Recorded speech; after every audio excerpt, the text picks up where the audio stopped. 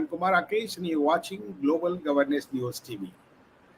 Today, so many news today here, and going to discuss on Corona, how the PM chaired the meeting, and after that, Nirmala Sitharaman in US, and how she was talking about the digitalization, and the cabinet briefing by Anurag Thakur, Union Information and Broadcasting Minister, Dr. S. Jaishankar, the views in the Ashina dialogue, and uh, the other Madagascar counterpart, and the cooperative policy and FDI, and Yogi decision for the ministers, and Jharkhand CM allegation, the counter allegations now, and the chief of defense staff about that, and how the anti-defection law by the initiated by Lok Sabha Speaker Om Birla ji, and the situation in Sri Lanka, how Lanka is going on.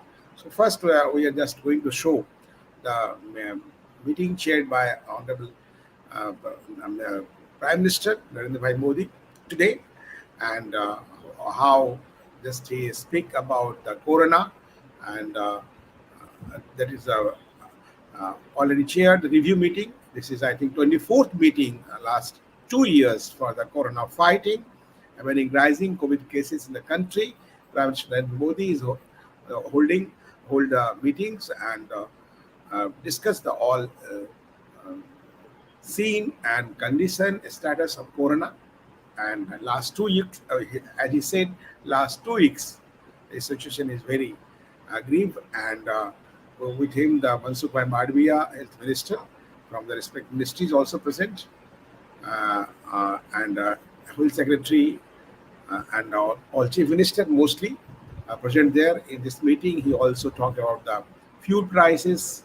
After that, controversies just arises, and after that,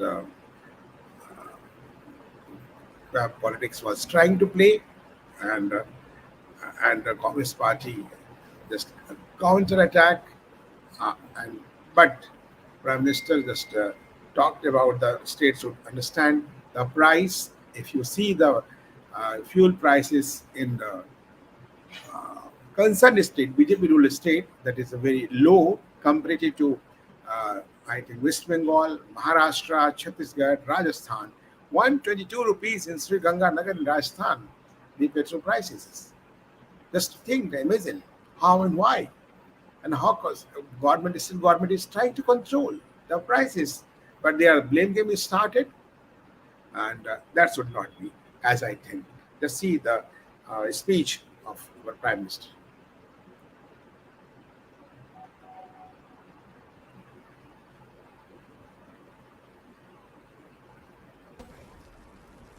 बीते 2 वर्षों में corona को लेकर ये हमारी 24वीं meeting है।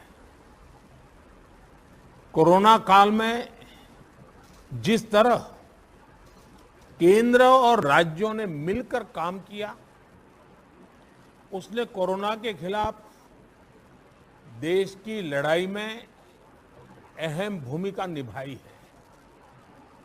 मैं सभी मुख्यमंत्रियों, राज्य सरकारों और अधिकारियों के साथ सभी कोरोना वॉरियर्स की प्रशंसा करता हूं।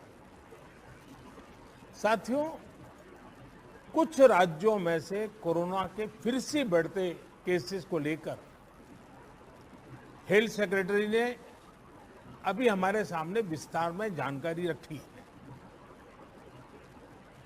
आदरणीय गृह मंत्री जी ने भी कई महत्वपूर्ण आयामों को हमारे सामने रखा है। साथ ही आप में से कई मुख्यमंत्री साथियों ने भी कई जरूरी बिंदुओं को सबके सामने प्रस्तुत किया है। ये स्पष्ट है कि कोरोना की चुनौती अभी पूरी तरह से टली नहीं है। ओमिक्रॉन और उसके सब वेरिएंट्स किस तरह गंभीर परिस्थिति पैदा कर सकते हैं, ये यूरोप के देशों में हम देख रहे हैं। पिछले कुछ महीनों में कुछ देशों में इन सब वेरिएंट्स की वजह से कई सर्ज आए हैं। हम भारतवासियों ने कई देशों की तुलना में अपने देश में हालात को काफी बेहतर और नियंत्रण में रखा है। इन सब के बावजूद पिछले 2 हफ्तों से जिस तरह से कुछ राज्यों में केसेस बढ़ रहे हैं, आपने just you watched the view of the Prime Minister, just how they raised the concern. The last 2 weeks, the cases is increasing number of cases, and that should be controlled. We should take all the measures. He also advocate for the safety measures for all the hospitals. All just infrastructural requirement should be properly arranged and made. So no hue and cry for the other one.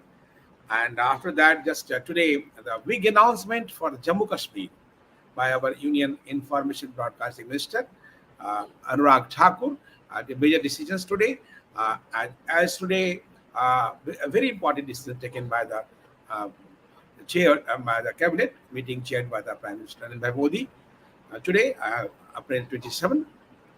Giving information about decisions taken in the meeting, Union Minister Anurag Thakur said cabinet has given its approval to the proposal to build a hydro project in Jammu Kashmir. 540 megawatt Kawar hydro project will be built on the Chenab River, Jammu and Kashmir. Long pending demands, and that's going to be just happened. The Union Minister said 23,000 crore INR will be spent on this project. The construction of this project will also provide employment to the local people. Apart from this, many important decisions have been taken in today in this meeting. The Union Minister also said the cabinet meeting has decided to give the financial support of 820 crore of India Post Payment Banks. And he also said, Mr. Thakur also said, PM Street Vendor Self-Reliant Fund, PM Swanidhi, will now be extended till 2024, December 2024. Under this, government provide loans to street vendors at a subsidy of 7%. He said that the vending zones had been increased from 5,800 to 10,500. We aim to benefit 40 lakhs vendors by 2024. So far, 16.7 lakh beneficiaries have benefited from the various schemes under the Swanidhi Se Samriddhi Yojana. Talking about the decision, 2452 towers in 10 states will be upgraded for the mobile 2G to 4G. These towers are in the 10 states of the country. All these will be upgraded and operated by BSNL itself. Apart from this, it was told by the government the allocation of 2426 crore INR has been made for them. Apart from this, government approved the increase the PNK fertilizer subsidy. Also decided to give additional subsidy of 60,939 crore INR. So these are the major decisions announced by the Anurag Thakur. So now next, Dr. Jaishankar. How Dr. Jaishankar today discussed with the food health security with the Madagascar counterpart and held a meeting with the Madagascar Foreign Minister Richard Randrio Mandato and discussed checking forward development partnership between the two countries. Jaishankar said their talks focus on the food and health security, capability building, and the digital domain. Useful meeting with the valued Indian Ocean neighbor, FM at Richard Rand of Madagascar today, discussed taking forward our development partnership, focusing on food and health security, capability building, and digital domain, Jaishankar tweeted. But I also just trying to discuss about the role of Jaishankar in the Russian dialogue. And that is very important. Yesterday, he just advocated India, that is a Bharat, that is India, in very strong manner in the style of Prime Minister. So everybody is just like it is already the style of advocating the Bharat, that is India. So it takes up Europe, Ukraine, and UK call to look at the problems in Asia, responding to a question from the European ministers and leaders on the crisis arising out of Russia-Ukraine conflict. External Affairs Minister Dr. S. Jaishankar pointed out to challenge on Tuesday Asia and India's neighborhood in Afghanistan and from China and said it was a wake-up call for Europe to look at these instances where the problems has been happening. This came a day after the visiting European Commission President Ursula von der Leyen described the killings in the Bucha a severe violation of international law and said the outcome of war in Ukraine will not only determine the future of Europe but also deeply affect the Indo-Pacific region and the rest of the world. And she urged all members of the international community to support efforts to lasting peace in reference soliciting India's support.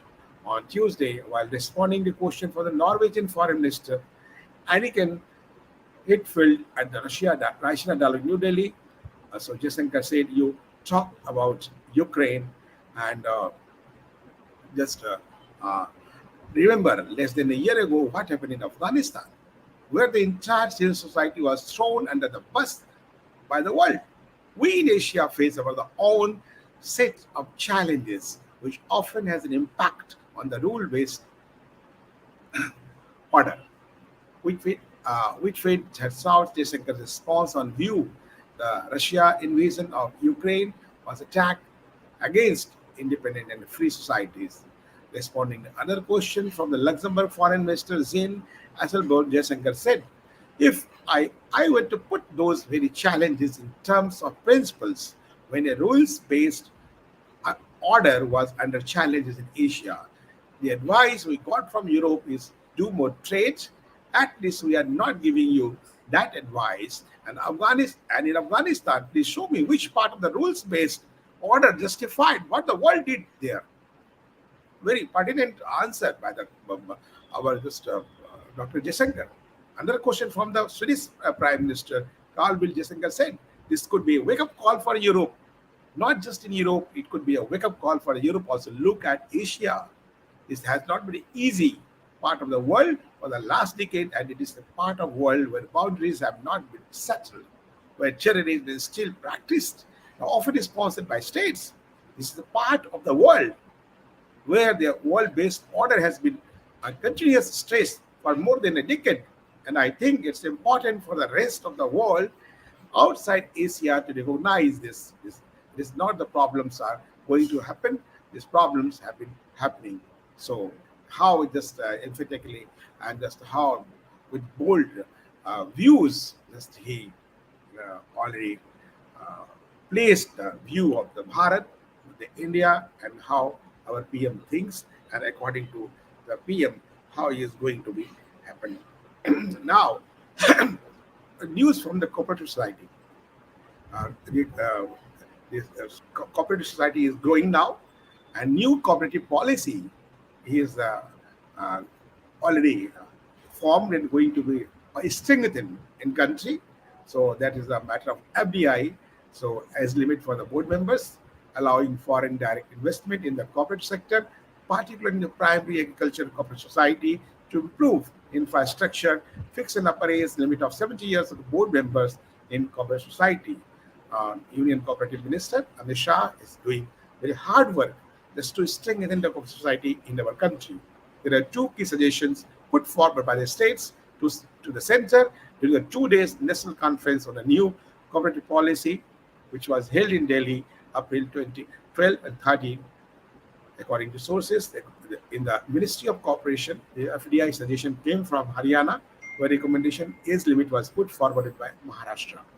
During the conference, Haryana Additional Chief Secretary TVS Prasad suggested that FDI should be allowed for augmentation of resources and infrastructure of cooperative societies, sources said, while chairing a session on the case of the doing business and providing a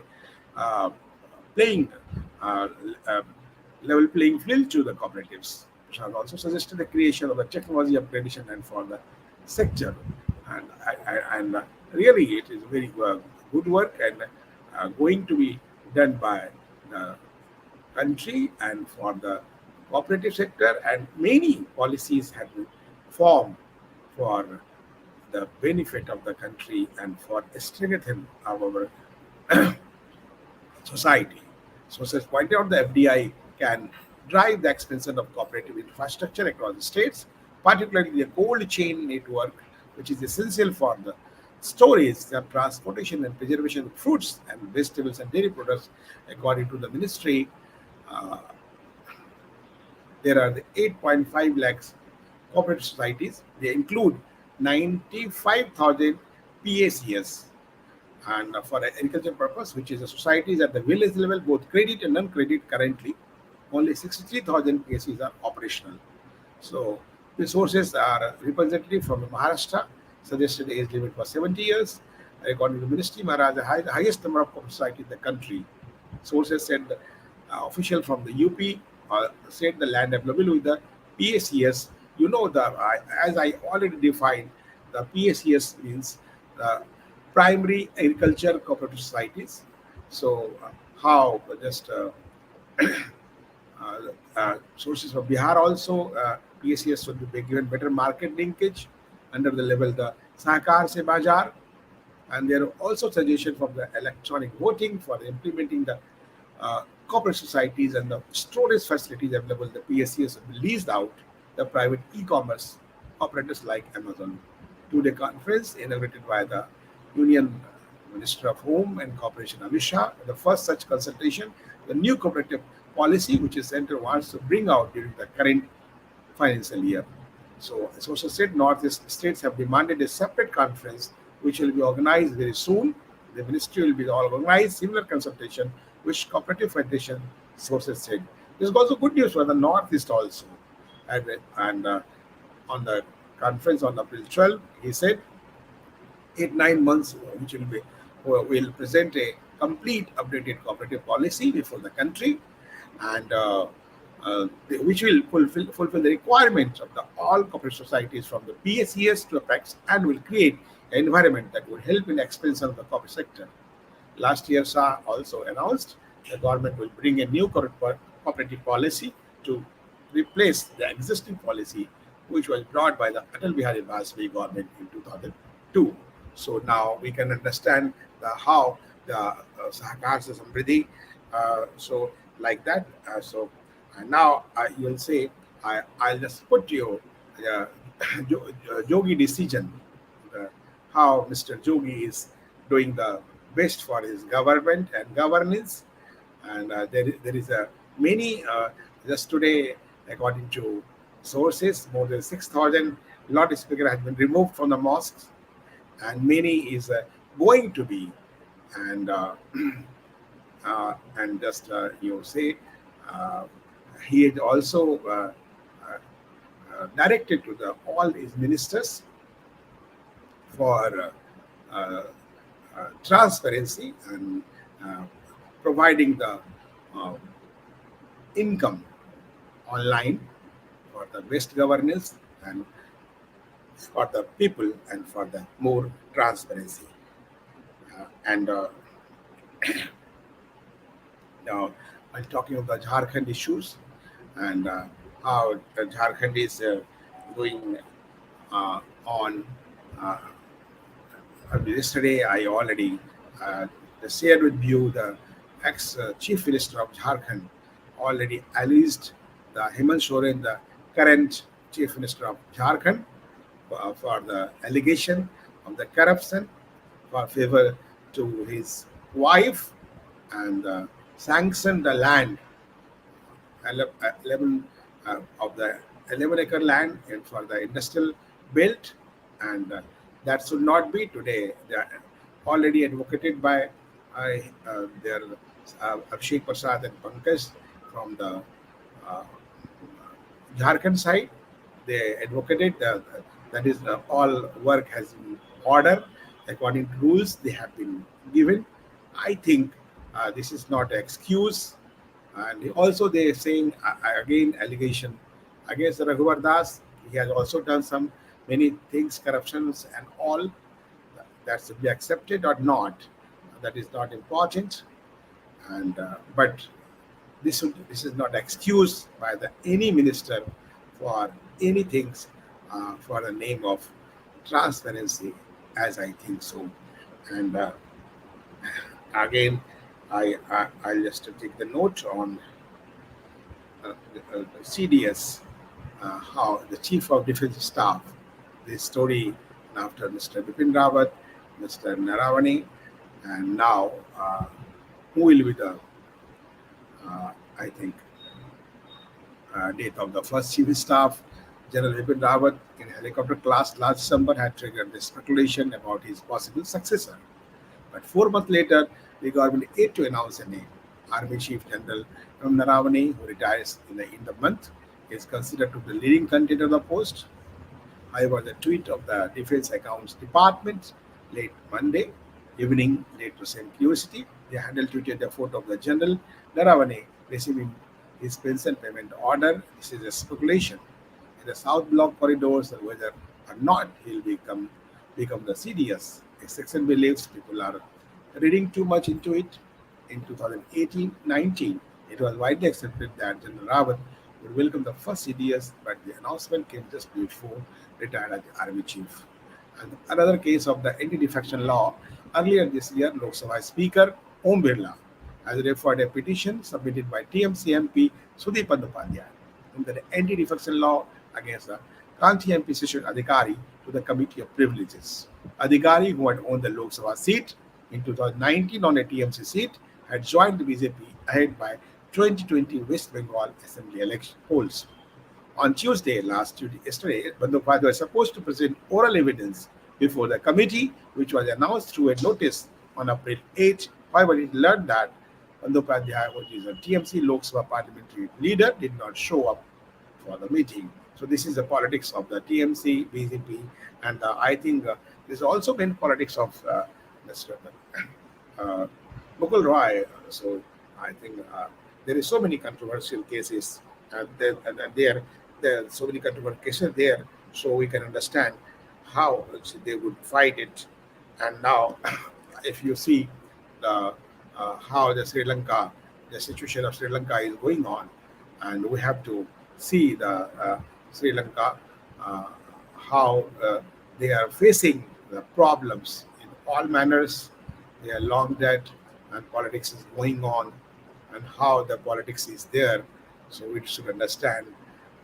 I think people of Sri Lanka in under so many pressure, and all pressure, and how they are discussing the borrowing more from China to cover debts. The Sri Lanka government said it is discussing the obtaining another loan from Beijing to repay some of the debts to the Chinese bank after the China told the nearly bankrupt island nation it is not favor of restructuring existing loan. So that is a double pressure on Sri Lanka. Sri Lanka has nearly $7 billion in foreign debt due to the repayment this year and will need to repay $25 billion over the next 5 years. So a severe shortage of foreign exchange means the country lacks money to buy imported goods, leading to the shortage of food, fuel, and other essential. The economic crisis has brought week of protests across the country, calling for President Gotabaya Rajapaksa resignation. Gotabaya, go home.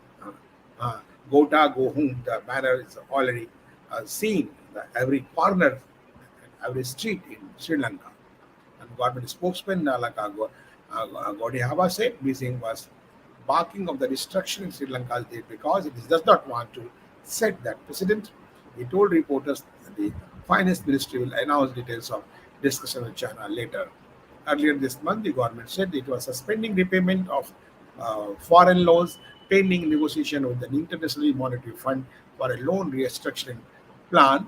Sri Lanka debt problems are partly because it built infrastructure like a port, airport, and road network, and using Chinese loans, but the projects are not making. Rajapaksa had asked Chinese Foreign Minister Wang Yi, who visited Sri Lanka in January, to restructure the loan. Now China is playing another way, and the government issued a statement day after the Chinese ambassador to Sri Lanka, Ki Zheng-ong, said China was doing utmost to help Sri Lanka, scoffing at suggestion using Sri Lanka in a debt trap. Western developed countries, especially those who colonized Sri Lanka in history, should also come and help. A tweet from the Chinese embassy quoted Kui as saying, Japan, the World Bank, and Asian Development Bank are other large lenders having begun the process of aiding Sri Lanka economy and much earlier than China. So China is playing different politics. India, Bharat is different politics. And I think Bharat has supported a lot to Sri Lanka as a good neighbor and neighborhood first policies. So these are the today all the news just for you. How just you like it? Just send your inputs, send our mail, and just like on the YouTube, Facebook, and all social media. And I think this will promote us, strengthen us to enrich the content in a very professional manner. Thank you very much. See, subscribe, share the Global Governance News TV and promote us the nationalist movement for the journalism. Jai Hind, Jai Bharat.